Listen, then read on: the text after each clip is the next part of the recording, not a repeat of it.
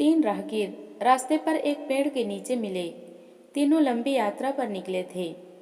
कुछ देर सुस्ताने के लिए पेड़ की घनी छाया में बैठ गए। तीनों के पास दो झोले थे। एक झोला आगे की तरफ और दूसरा झोला पीछे की तरफ लटका हुआ था। तीनों एक साथ बैठे और यहाँ वहाँ की बातें करने लगे, जैसे कौन कहाँ से आया, कहाँ जाना है, कितनी दूरी है, घर में कौन कौन है।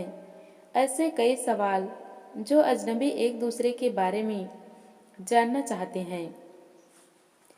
तीनों यात्री कद काठी में समान थे, पर सबके चेहरे के भाव अलग अलग थे। एक बहुत ज़्यादा थका निराश लग रहा था, जैसे सफ़र ने उसे बोझिल बना दिया हो।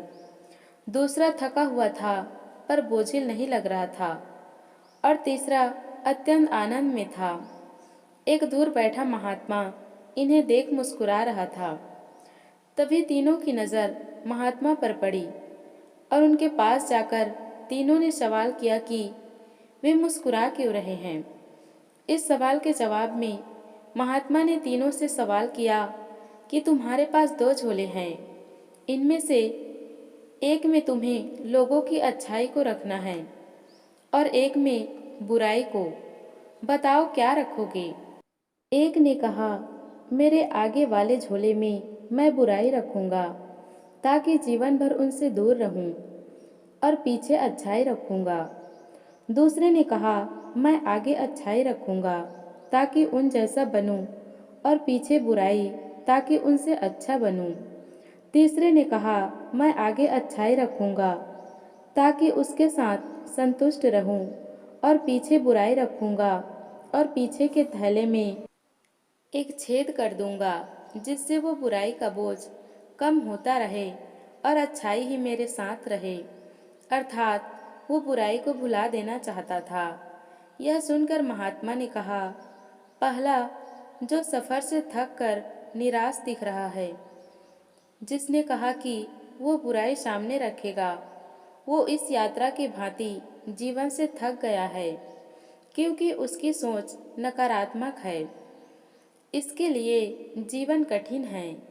दूसरा जो थका है पर निराश नहीं, जिसने कहा अच्छाई सामने रखूंगा, पर बुराई से बेहतर बनने की कोशिश में वो थक जाता है, क्योंकि वो बेवजह की होड़ में है। तीसरा जिसने कहा कि वो अच्छाई आगे रखता है और बुराई को पीछे रख उसे भुला देना चाहता है, वो तो संतुष्ट है और जीवन का आनंद ले रहा है। इस तरह वो जीवन यात्रा में खुश है। जीवन में जब व्यक्ति दूसरों में बुराई को ढूंढेगा, वो खुश नहीं रह सकता। जीवन भी एक यात्रा है, जिसमें सकारात्मक सोच जीवन को खुशहाल बनाती है। जीवन में क्रोध सबसे बड़ा बोझ है और क्षमा सबसे सुंदर और सरल रास्ता है, जो जीवन को बोझहीन बनाता है। तो दोस्तों, आपको यह कहानी कैसी लगी? अच्छी लगी हो तो चैनल को लाइक, कमेंट और सब्सक्राइब करना ना भूलें। धन्यवाद।